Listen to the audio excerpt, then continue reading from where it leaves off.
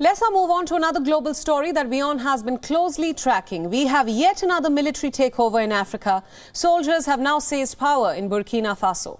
The takeover follows a mutiny attempt over the civilian president's failure to contain what was perceived to be an Islamist insurgency.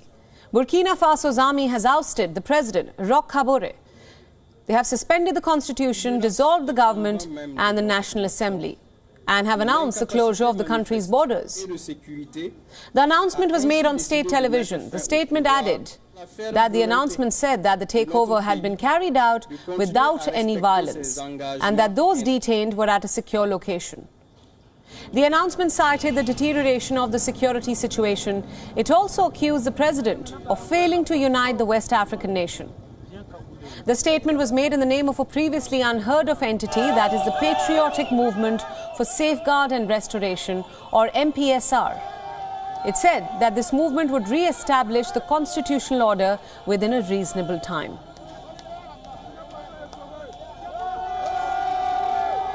Qui menace les fondements même de notre nation, de l'incapacité manifeste du pouvoir de M. Roch Marc Christian Kabore à unir les Burkinabés pour faire face efficacement à la situation et suite à l'exaspération des différentes couches sociales de la nation, le mouvement patriotique pour la sauvegarde et la restauration MPSR a décidé d'assumer ses responsabilités devant l'histoire, la communauté nationale et internationale. The army broadcast came after 2 days of confusion and fear in the capital of Ouagadougou. Shooting had erupted at the army camps in the capital. Soldiers were demanding more support for their fight against Islamist militants. A democratically elected president was then detained following a day of gun battles in the capital. The head of the United Nations has reacted with dismay to the third coup in West Africa in the last 18 months. UN Secretary General Antonio Guterres has condemned the takeover of the government by the force of arms. Guterres has now called on coup leaders to lay down their weapons.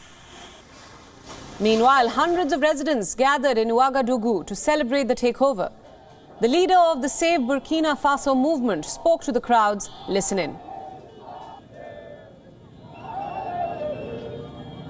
Dieu a exaucé le vœu. L'armée a répondu à l'appel du peuple.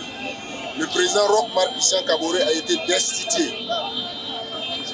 Les institutions ont été dissoutes. Le peuple est en train de fêter. C'est une liesse populaire. Et c'est ce que nous attendons. L'armée dans son ensemble a décidé en communauté de prendre la gestion de la nation en main. Aux côtés du peuple qui souffrait depuis 7 ans.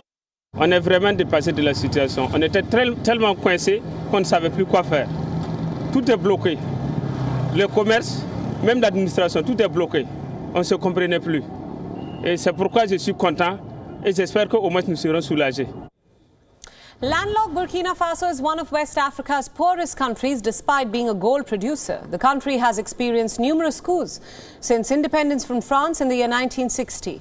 Army takeovers have toppled governments over the past 18 months in Mali and Guinea. The military also took over in Chad last year after President Idriss Déby died fighting rebels on the battlefield.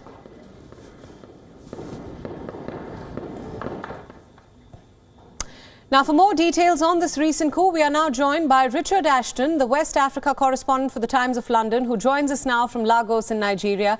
Richard, welcome to WION World is One. Thanks for joining us. Now, we at WION have been tracking all the developments in Burkina Faso closely. More than a dozen mutinous soldiers declared on state television that the military junta had now seized control of Burkina Faso after detaining the president. They say that no force or violence was used. The borders have been shut down. This followed a day of gun battles. What's happening on ground as of now? Who controls the country? Well, there has been, as you suggest, a degree of confusion. We still don't know where the, do we call him the president or the former president, Roch Kabore, is. There have been conflicting reports about that. International observers do seem to be saying that he is in safe hands and being kept by the military. But all we've heard of him since Sunday is a tweet yesterday afternoon in which he called for those who are taking up arms put down arms. So we've still yet to get confirmation where he is. Demonstrators, as we've heard, have been out in the streets today celebrating the apparent coup, but yet there still is tense and confused atmosphere in the city. Right. Richard, tell us a little bit more about this leader of the military coup which overthrew the government. And a second part to that question, was this coup anticipated at all by authorities? Yeah, that's a good question. So he is a younger general, officer, I should say, who was promoted in December. He's one of a number of younger officers in the Burkina Faso army to be promoted. He's a published author, we know. He's written a book about fighting jihadism in West Africa.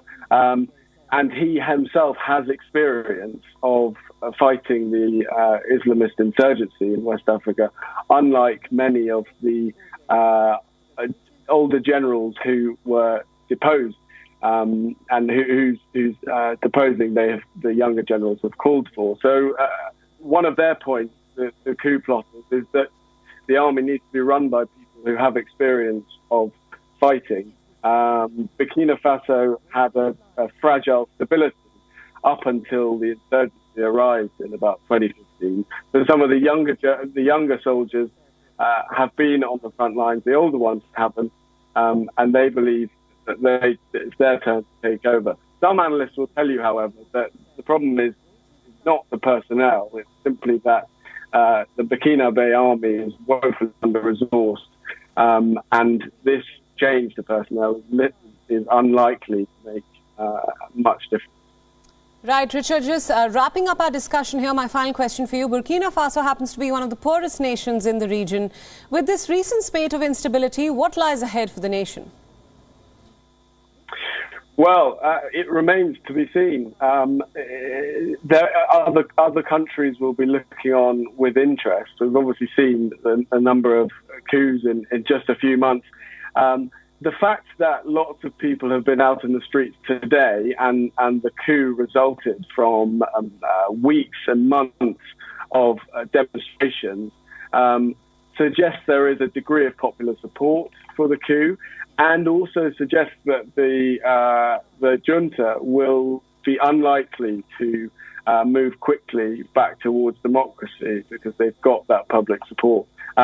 We've seen recently in Mali a case of coup plotters delaying elections that they had promised, and it wouldn't be totally surprising if we see in the coming weeks this iteration of Burkina Faso leadership talking about stability rather than democracy.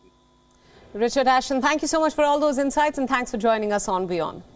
WION World is now available in your country. Download the app now and get all the news updates on the move.